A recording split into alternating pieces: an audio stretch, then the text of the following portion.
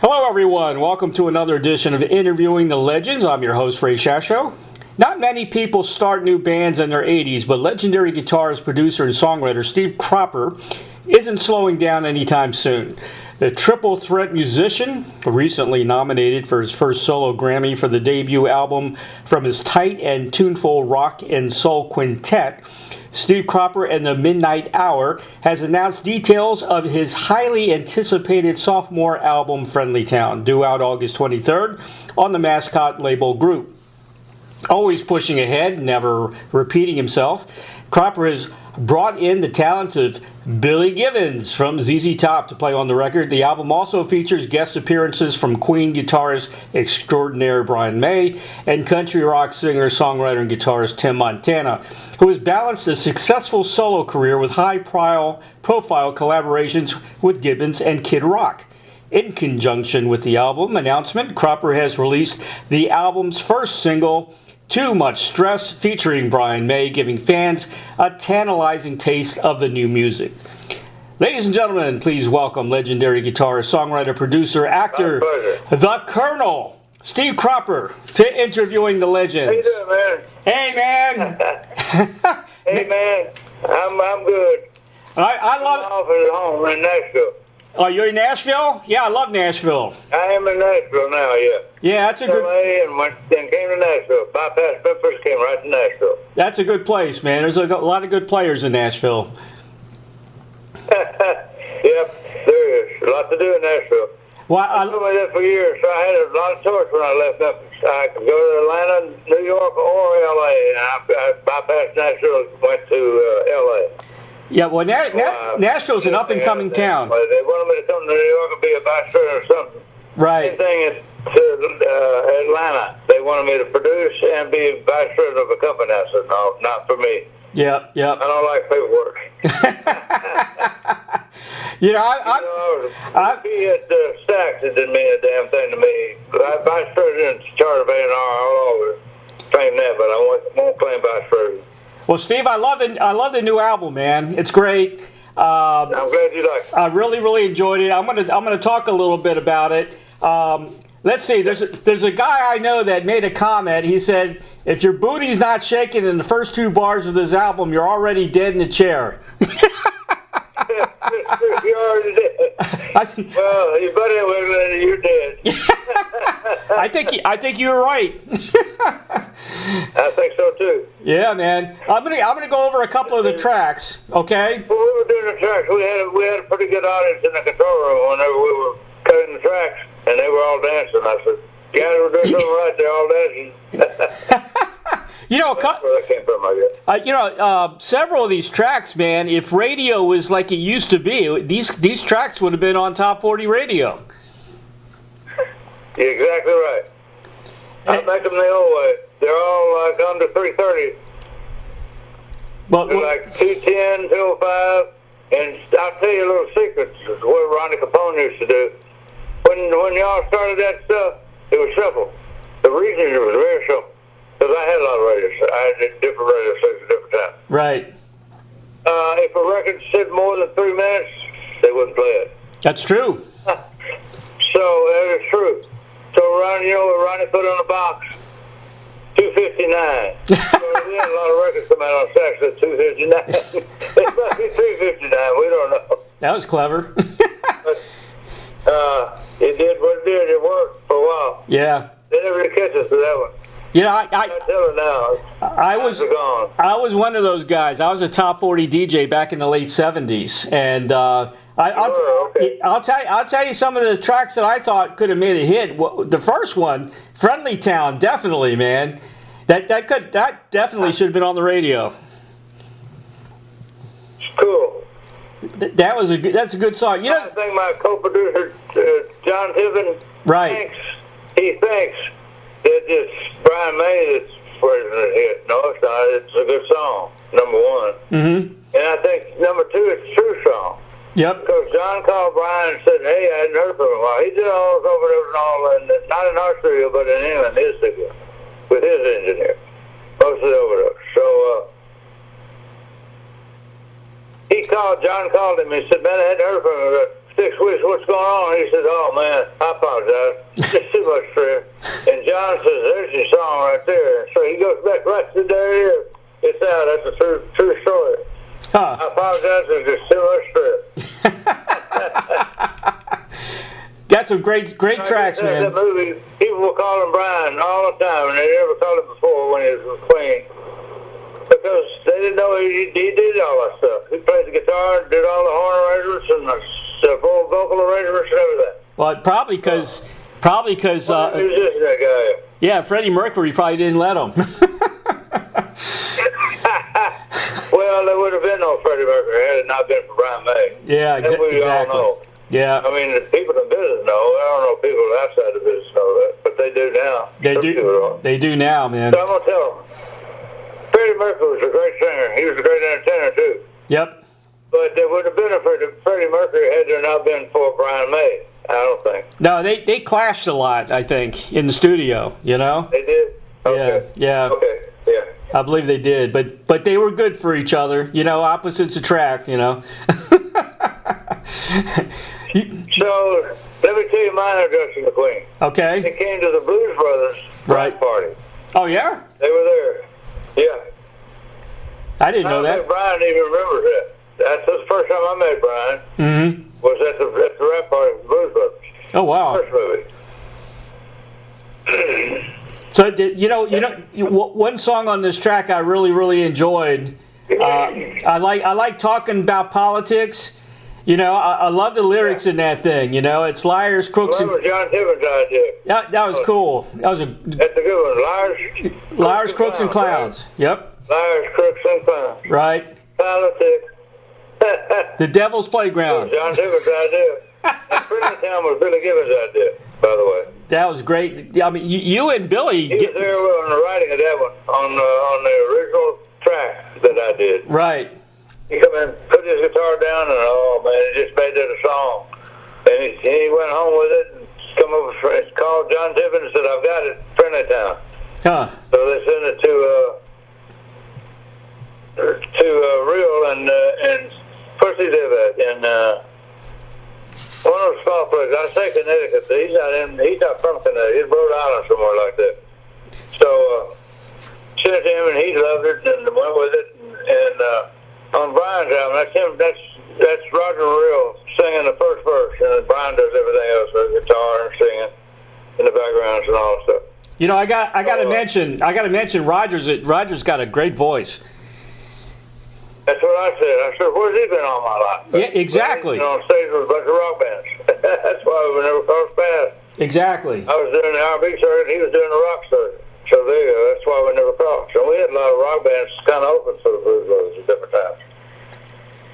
The track "I'll Take Tomorrow," to me, that already sounds like a classic R&B kind of blues song. You know. There's only one on there called "When My Tomorrow." I'll get my tomorrows from my yesterdays from my tomorrows from my yesterdays. That's it. Yep. That's a classic already. That's the only real blues song on there where I'm playing blues. You know, it's kind of eclectic. You know, the tracks, because some of these tracks can go, cross over into kind of a country rock. Then you got your blues and R&B, because you're all about pretty much R&B, and I love R&B music. Yeah.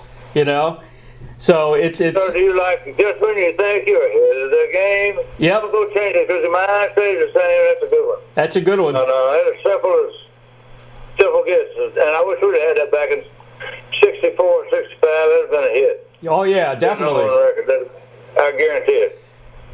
And so, you got a funky track on there. There's always a catch. It may still be a hit, but it'll be at today's hit. It won't be at tomorrow's hit. Yeah. Or yesterday's hit. There's always a catch is a good funky R&B track. I like that one. And I like it. I'll make you a deal you can't refuse.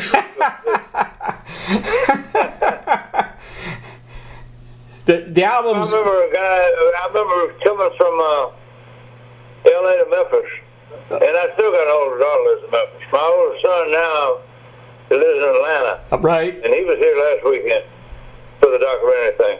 But and my daughter came up for that one. That was pretty cool to see them again. But I was in Memphis, and the guy said on midnight on Sunday night. He said, "This suit is so bad that you'd have to be here first for me to describe it to you."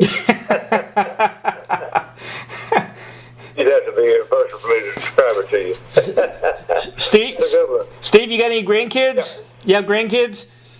No, I don't. Nope. Unfortunately, I don't. I got 4 kids and no grandkids. Oh, man. What's the matter with them? I'm old enough to be your great-grandfather, but I don't have any. Oh, man. I got 5 grandkids. I got 5. Oh, really? You lucky you. I know, man. You need grandkids. 5 kids or 5 grandkids? I got 5 grandkids? No, I got 5 grandkids. Okay. Yeah, 2 kids, 5 grandkids. You got? I got 2 kids. 1 kid. I've got 4. I know, man. They got to get... 2 sons for $2. 2 older sons. I got a son that's 61 years old and a daughter that's 12, 11 years. Count 11 back, and that's all she is. Well, tell them you want to be a grandpa. So she's 49. 50. Yeah, they got to make you a grandpa, man. That's not right. All right. I'm ready. I may have to adopt one to be one. But, it is what it is. That's funny. Maybe that's good. I don't know. The one thing I think, when my son, I'm going to leave him a lot. Yeah. I'll leave it to his brother, and the mother can give it to him later. Right. Give it to both kids. Right. The son and the daughter. So I've got stuff for my older kids, too. Okay. And so I get to leave stuff. And these kids today are not going to have anything to leave. You know, they want it all right now today, and it's all gone by next week. That's true. So that's true. I want to talk. I love the album, man. I'm going to give it 5 stars because I think it's a great album. Oh man, the vocals, the guitar work, the engineering, the producing, everything's good about it. You know. We had a lot of fun making that album. Oh yeah, it sounds like a lot of fun. It sounds like a fun album. I tell everybody, I said, this one may not be nominated for a Grammy, it might not. But we don't know until it comes out. Well, I think it's Grammy worthy. I really do. Said years ago, you being a disc jockey in the old days, you'll understand this one and get it. So we're up in the control room listening to things back, and I said, man, that sounds like a hit. And Al interrupts. He says, Steve. I said, yeah. He said, they're all hits until they're released. I said, no kidding. That's right. They're all hits until they're released. I agree. That's Al Jackson. That's our drummer said that. I agree. You know, Steve, you've been on so many legendary songs. I thank you for that. Number one, and I was lucky. I was lucky enough. I had William Bell on the show from Stax Record. Of course, William Bell did "Born Under a Bad Sign." Isn't that a great song? That's a legendary song, man. Born under a bad sign. I've been down since I began to crawl. That's incredible. Well, for bad luck, I wouldn't have no luck at all. Yeah. And then of course, and then Otis Redding, you were on that. You co-wrote that, right? Played both guitar parts. Yeah. Yeah. Co-wrote it and played both guitar parts. Wow. And the songs a lot of the albums you produced. One of my favorites was the Jeff Beck Group album. That was one of my favorites. That one had Going Down in it. You did Buddy Miles, Them Changes. That album, you produced that. You did a Wilson Pickett, the exciting Wilson Pickett. And of course, you did a Harry Nilsson album as well, and plus many, many others. You've been everywhere, man. But I didn't do put the lime in the coconut, bring it on down. Yeah, I know. That's a good song. I wish I'd have produced that, but I didn't. That was a good song. That was a good song. One of my heroes in R&B was Wilson Pickett, man. I loved Wilson Pickett. He was great. So Jerry Wilson, I think, coined the phrase. He said, when Wilson screamed, it was a note, and it was. He screamed right up to the note that the song was in as high as he could get. He was higher than Dave Brennan one time. His scream is a note. Said that, I just fell out when I heard that. When I said, I never thought of that. I just thought it was a scream. No, it was a note. Well, I guess James Brown's got a lot of notes too. Then. Yeah, he's got a lot of them.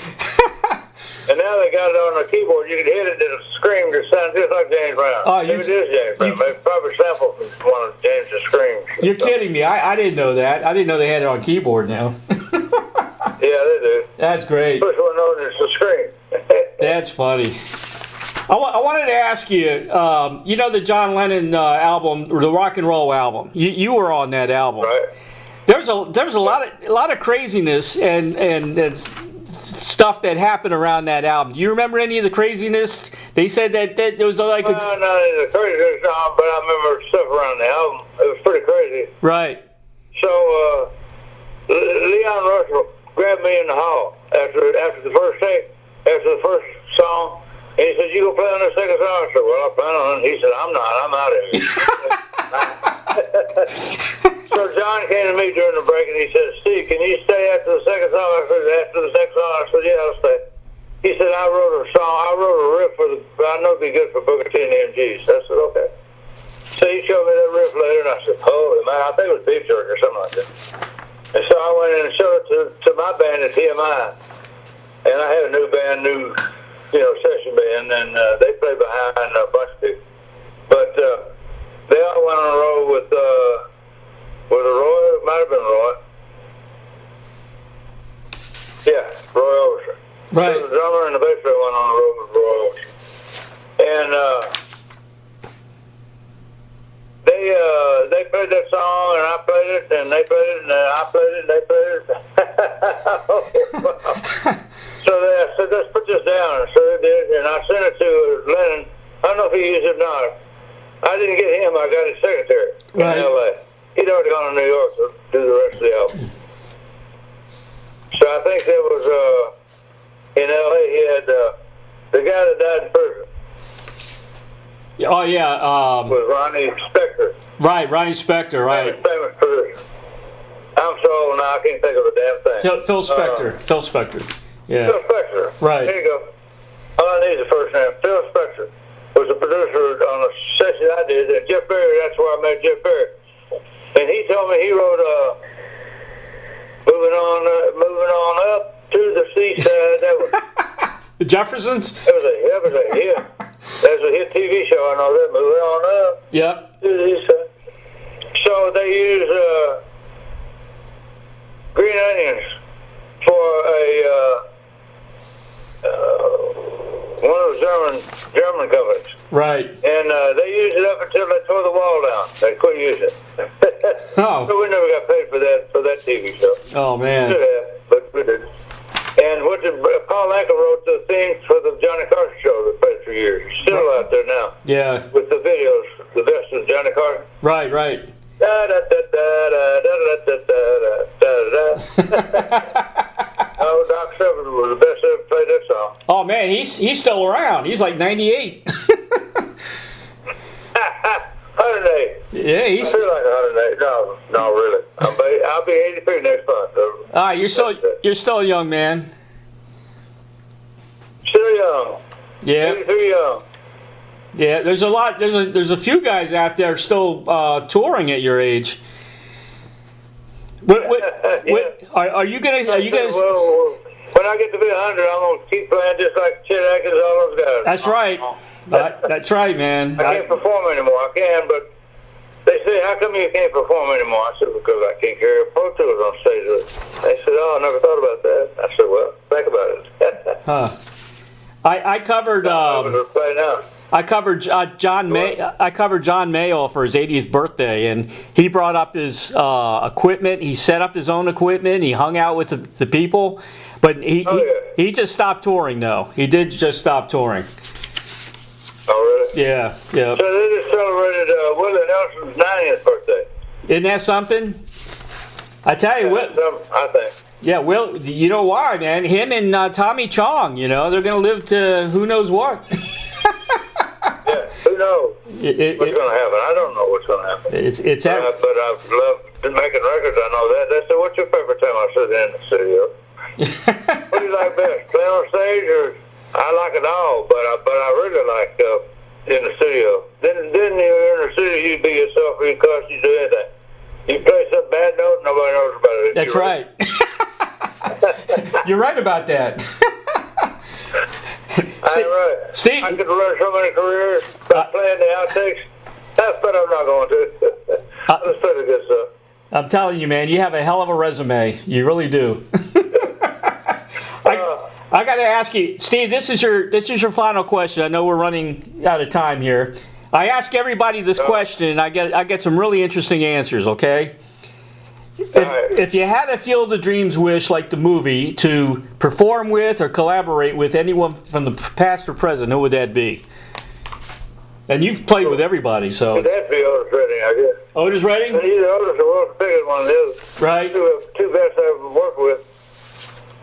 The musicians, I don't know, it's different. I'm talking about singers now. Musicians is different.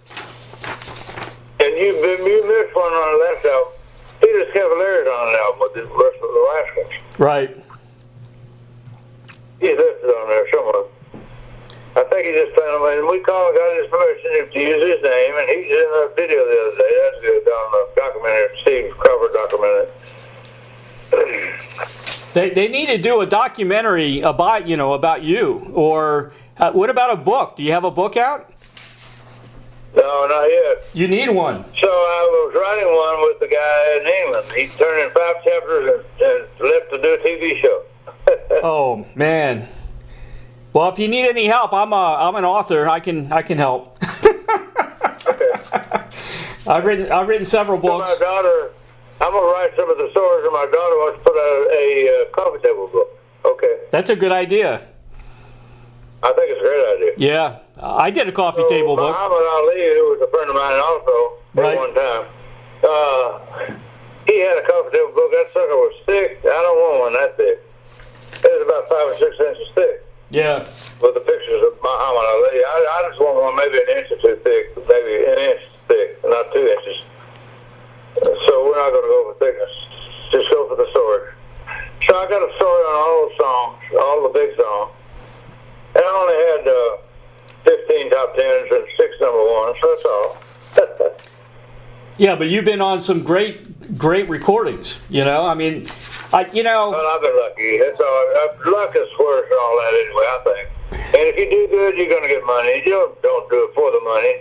Nobody ever does it for right. the money. Yeah, that's true. They get in it. They just like politics. They get into politics because of politics. And then they find out they can make money in politics, being a politician. Yep. Make a lot of money. So they start making money. Some of them get caught, some of them don't. You're right. I've done over 600 interviews. I haven't gotten a penny for it. So it's Stax. I came by all my hits, honestly, and Stax never got arrested for payola either. Yeah. There was a reason for that, but they never paid anybody anything. Right. But they did a bunch of favors for disc jockey. If a disc jockey had an artist, he got part of the publishing and the artist too. I think guys like Muddy Waters and people. That'd be good though. Yeah, Muddy Waters and people like that. I think they just got a Cadillac. That's how they got paid. Back in those days. You say Muddy or Money? Muddy Rogers. Knew him one time. Oh, yeah. Way back when, about 25 years ago, I knew Money Rogers. Yep. Steve. 30 years ago, I knew Money Rogers. Him and not John Robertsburg, John Lee Hooker. I knew him. Yep. Met him a couple times. Right. He was in a movie too. How. I don't know, you tell me. Tell me how. Yeah, those guys were great. Those guys were great. So the guys were here the other day, and my guy had a big pole out there, and I said, too bad, John Lee's out here. He said, what's that? I said, boom, boom, boom. They say... It's terrible, but I laugh at him anyway. They say that you and your band made Stax record. Is that true? Basically?